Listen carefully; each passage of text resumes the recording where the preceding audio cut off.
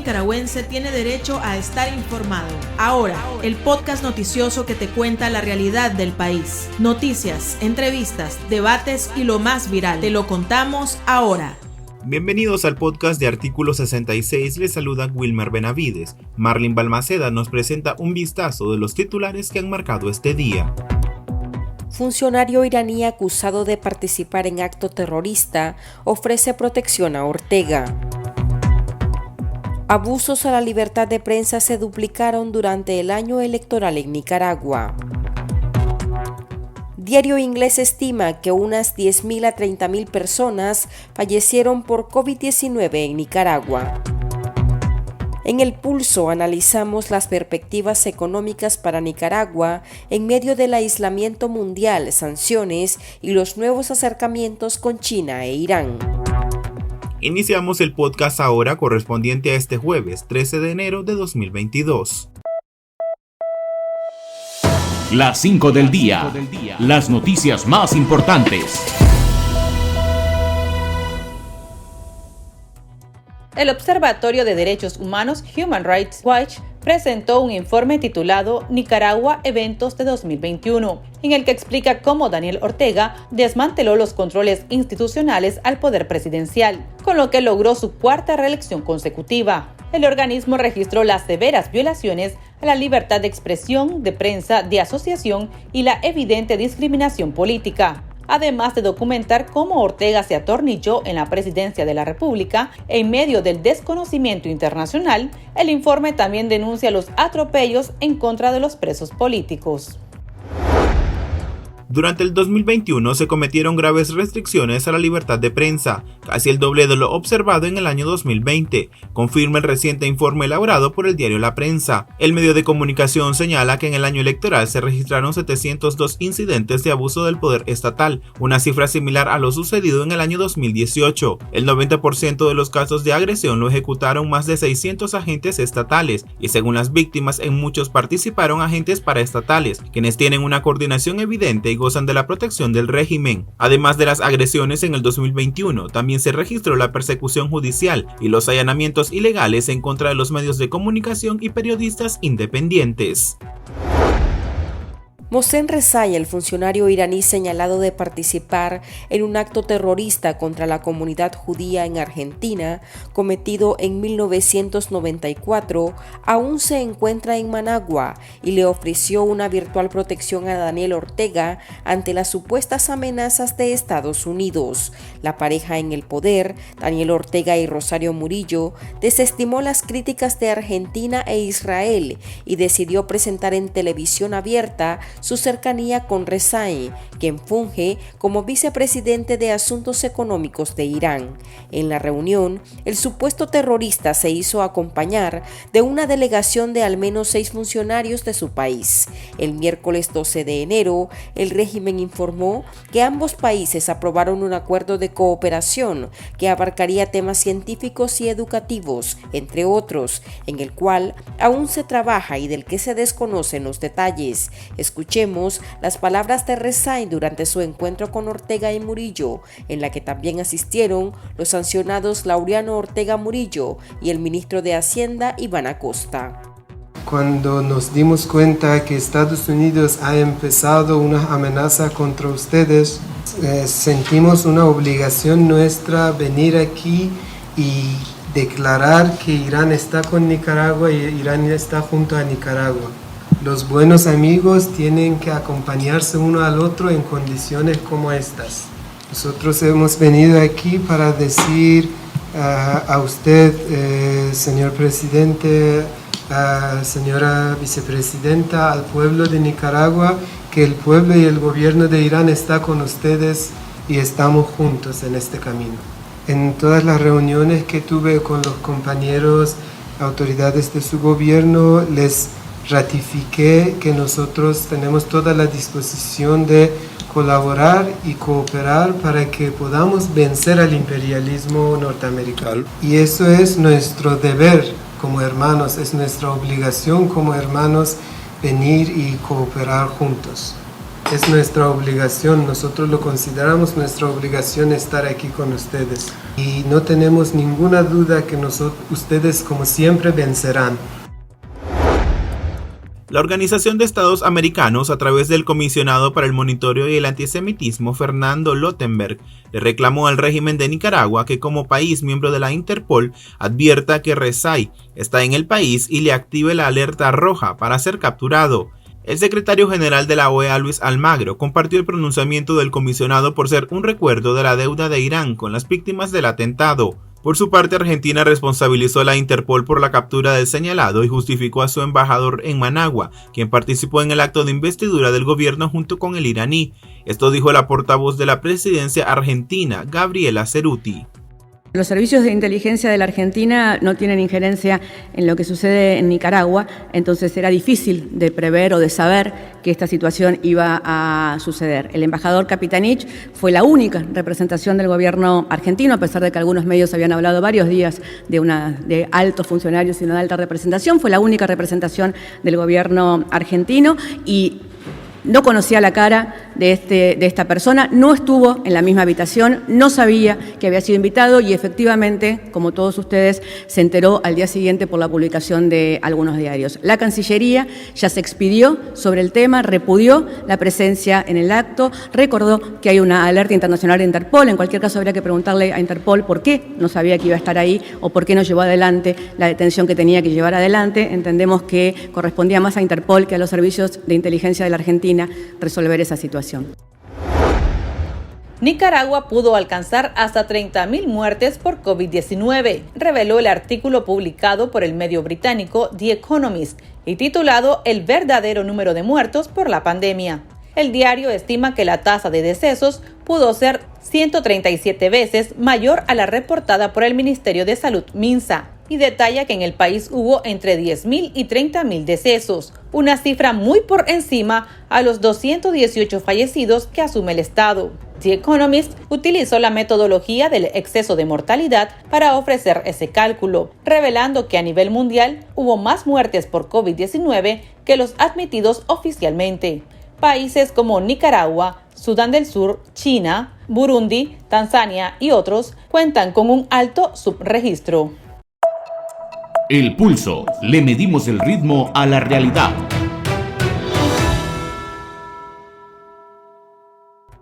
Daniel Ortega asumió su cuarto mandato consecutivo y quinto como presidente de Nicaragua el 10 de enero del presente año. Ortega se reeligió en el poder junto a su esposa Rosario Murillo, en medio de sanciones de Estados Unidos y la Unión Europea, y el desconocimiento mundial a su reasunción.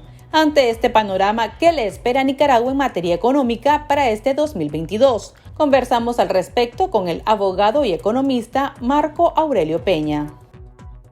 Las perspectivas para este año son de un crecimiento moderado y decente, es decir, de un crecimiento económico positivo. Vale destacar que el balance preliminar de la CEPAL prevé que Nicaragua puede estar cerrando el 2021 con una tasa de crecimiento del 7.4%, lo cual sería consistente con el pronóstico de crecimiento positivo y optimista anunciado por el Banco Central de Nicaragua. Sin embargo, el fenómeno no es un fenómeno único y presente en Nicaragua porque es una tasa extraordinaria de crecimiento, es decir, es una tasa a la cual ordinariamente no crecemos.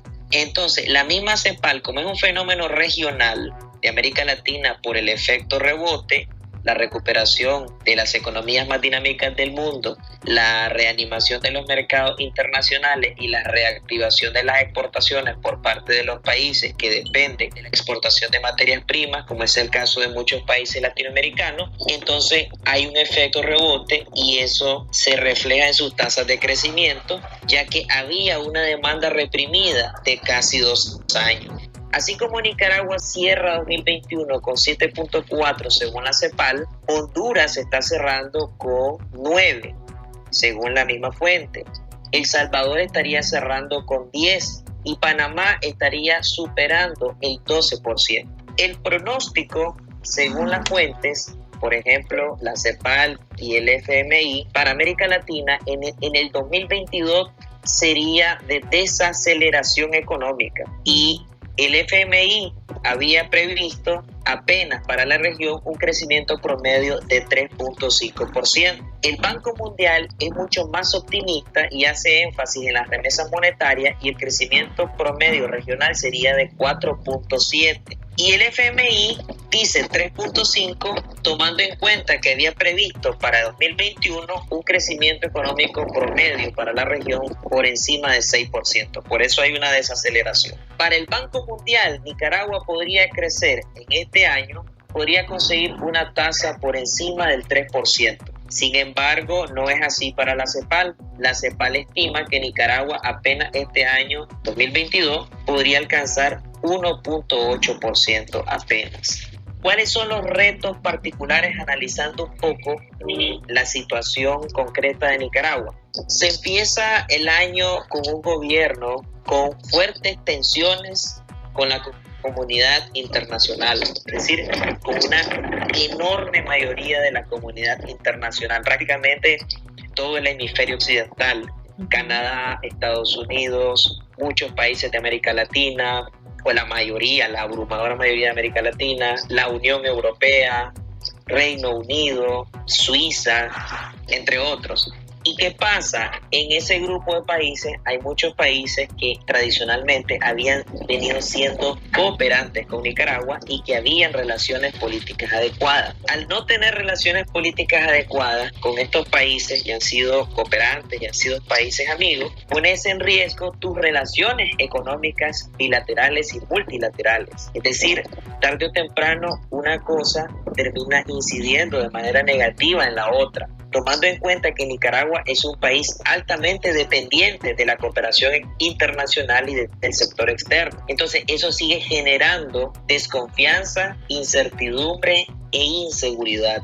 El peligro ante esa situación, ante una crisis sociopolítica que no se resuelve, ante una crisis institucional, porque el Estado de Derecho y la institucionalidad, el diseño institucional de Nicaragua se ha venido resquebrajando severamente, eso también en cualquier momento puede ocasionar una nueva contracción económica que de prolongarse podría ser otra vez una fase recesiva del ciclo. Al suceder eso, deteriora la calidad de vida del ciudadano de a pie, del ciudadano promedio en Nicaragua. Es un hecho que bueno, la comunidad internacional se pronunció el propio día de la investidura con sanciones y sanciones a personajes claves. ¿Qué significa para Nicaragua y precisamente para el régimen de Ortega estas sanciones económicas de parte de Estados Unidos y sus aliados y la Unión Europea? No soy un especialista en ese tema, Gabriela, pero por sentido común, las sanciones tienen un efecto negativo. Nicaragua es un país que depende fuertemente de la cooperación internacional, depende altamente de las remesas monetarias, es decir, de los mercados laborales de los países que constituyen los principales destinos del nicaragüense cuando se va de su país de origen, porque su país de origen no le da un futuro prometedor, no ve en su país de origen un futuro prometedor, no puede darse la calidad de vida que planea o que desea y se va. Hablamos de Estados Unidos, de España, Costa Rica, Panamá y el resto del mundo. Cuando tenés un país que le están lloviendo del exterior sanciones a sus gobernantes, y esos gobernantes vienen siendo los árbitros en el juego económico, entonces obviamente eso va erosionando su legitimidad, va golpeando, digamos, su gobernabilidad democrática y va restringiendo su margen de maniobra. ¿Qué es lo que va pasando? Entonces, el resto de organismos financieros internacionales, tarde o temprano, podría también adoptar sus propias medidas. Restringir la autorización y el acceso a crédito, no aceptar solicitudes de crédito, podrían disminuir los niveles de cooperación externa. Pero ¿qué es lo que le toca al gobierno en la medida en que las llaves del financiamiento y la cooperación se vayan cerrando? Endeudarse más con quienes sí le prestan, por ejemplo el BCE. Pero eso tiene como contrapartida de que el endeudamiento total, público y privado, vaya creciendo. Por eso es que el año pasado cerramos con una cantidad igual o mayor a 13.336 millones de dólares, el equivalente al 108% del PIB de 2020 y cerca del 100% del PIB dólares a precios corrientes del año pasado. Consultamos a nuestros lectores qué opinan sobre la respuesta de la comunidad internacional en el inicio del nuevo mandato de Ortega, al enviarle sanciones el día de su reasunción. Aquí sus opiniones. El chat. Abrimos los micrófonos a nuestros oyentes. Contundente la respuesta de la comunidad internacional ante la arbitrariedad del régimen ilegítimo de Daniel Ortega. Además de arbitrario, ilegítimo, corrupto, criminal, depredador de los recursos naturales de Nicaragua, la peor dictadura en toda nuestra historia. Es bien merecida la respuesta que la comunidad internacional está dando a los abusos de Ortega. Creo que es más que justo y merecido. Todavía hace falta mucho más porque todo el daño que esta gente ha ocasionado a este pueblo, a esta pobre población, es inminentemente grande. Entonces las sanciones y eso es poquito todavía para lo que ellos se merecen. Y van a seguir viniendo más sanciones, pero igual esperemos que de nuestro creador venga la mejor justicia. Esa es la mejor justicia que puede existir. Es bienvenido para un régimen totalmente sin raciocinio humano, de ninguna óptica. Pero creo que esta misma comunidad, estos mismos que han tomado esta iniciativa, nos demuestre al pueblo de Nicaragua una sola cara de la moneda. Y cuando digo esto es que se vayan con las sanciones que le duele a un dictador, que es el bolsillo, la economía, porque ya oficialmente son usurpadores del poder, solamente sosteniéndole las cañas huecas, la violencia, la tortura, las confiscaciones, los robos, la impunidad. Los presionan lo más que se pueda, porque lo que este Musplín terrorista ha hecho, lo está haciendo, es una tristeza para el pueblo de Nicaragua, principalmente por los que tienen secuestrados injustamente. Pues lo que ha hecho la comunidad internacional está excelente, pero yo pienso, mi manera de pensar, que hay que presionar más, si es posible, una intervención militar. Lo que yo más quisiera es que Estados Unidos, la comunidad internacional, mande una fecha específicamente de salida de los Ortega Murillo. Una fecha de salida con tope, el día y hora de salida, de abandonar el puesto de Nicaragua, el poder de Nicaragua, porque ellos están usurpando el poder en Nicaragua que no les corresponde. Desde luego que ellos quedaron ilegítimos, ellos no pueden estar ocupando un lugar donde no pertenecen, que las sanciones a él no le importan. No le importa porque ellos tienen demasiada plata y las sanciones pasan por debajo de él. Él pasa por encima de todo y entonces no se le ve futuro pues al país. Creo que estas sanciones quedaron a deber. Yo esperaba unas sanciones más duras que hagan reflexionar al régimen y lo hagan cambiar de rumbo. Es una buena presión, pero también tiene que haber presiones más efectivas que afecten directamente a los orteguistas. Sin embargo, vemos que, por ejemplo, en este panorama en el que Ortega está aislado, él se ha acercado a otros países como China. Incluso ahora vemos unos acercamientos no detallados, no precisos, con Irán. Y bueno, con el apoyo del BESIE también durante todos estos años, ¿será que Nicaragua pueda mantenerse en pie económicamente hablando en el 2022? Sí, tiene para mantenerse en pie quizás 2 años. Pero la idea no es esa, Gabriela.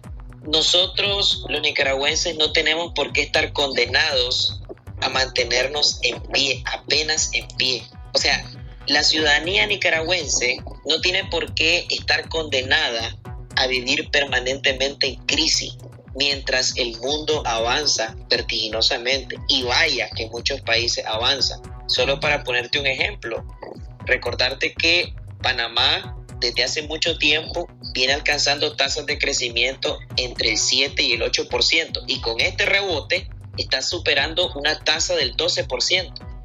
Las relaciones hechas recientemente tienen una intención esencialmente política, porque son países con los cuales no ha habido relaciones económicas de modo histórico, y son países que tienen cierta afinidad ideológica. Por ahí los analistas políticos hablan un club de dictadores.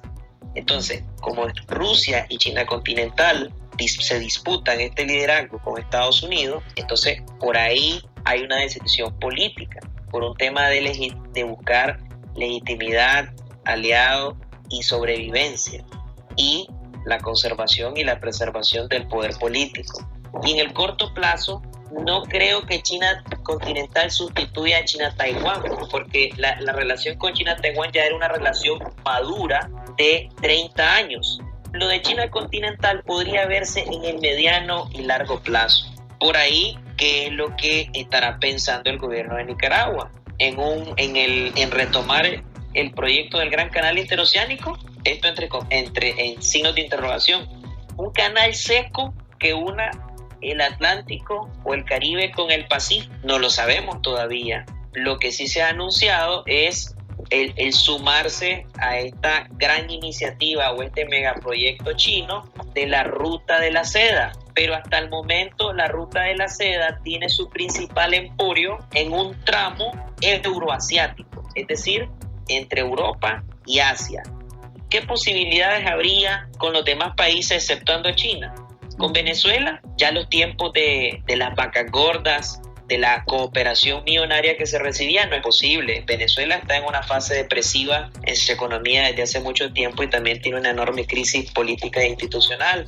Con Irán, dudo mucho tampoco, ¿verdad? Irán no es una potencia económica. Además, que para transar en el comercio internacional dependen también factores estratégicos, geopolíticos, geoeconómicos y también la estructura de costos. Hay países que son muy lejanos. Por eso no son nuestros principales socios comerciales, son Estados Unidos y Centroamérica, porque son nuestros países más cercanos. La estructura de costos se abarata. Entonces, va al colapso prácticamente con esta cifra y este panorama.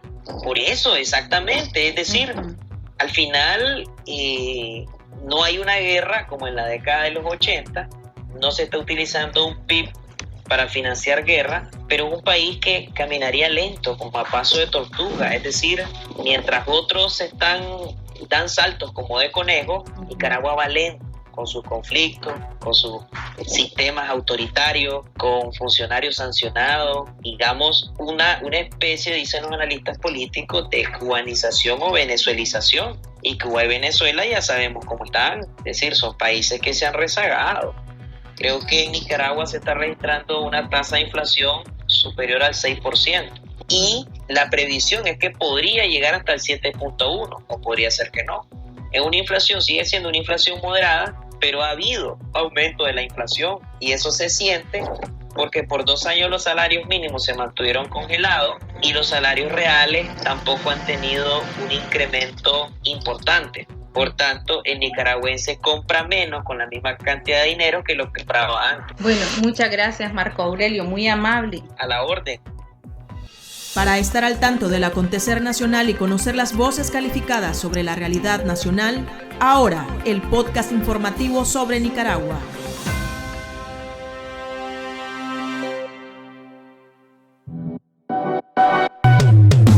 Tendencias, la viralidad de las redes sociales.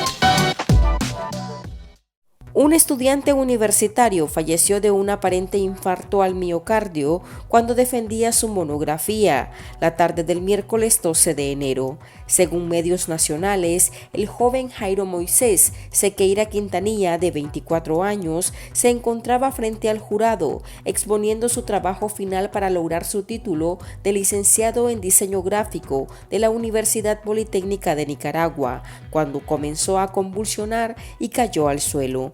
El joven fue trasladado hacia el hospital, donde llegó sin signos vitales. La familia doliente afirma que el muchacho era sano, no tenía problemas personales ni consumía energizantes. Aquí termina el episodio de ahora de Artículo 66. Continúe informándose a través de nuestro sitio web www.articulo66.com. Síganos en nuestras redes sociales, nos encuentra en Facebook, Twitter e Instagram. Y suscríbase a nuestro canal de videos en YouTube. Hasta la próxima. La información veraz y de primera mano está ahora. No te perdás el podcast noticioso que te cuenta la realidad del país. Compartí y pasa la voz.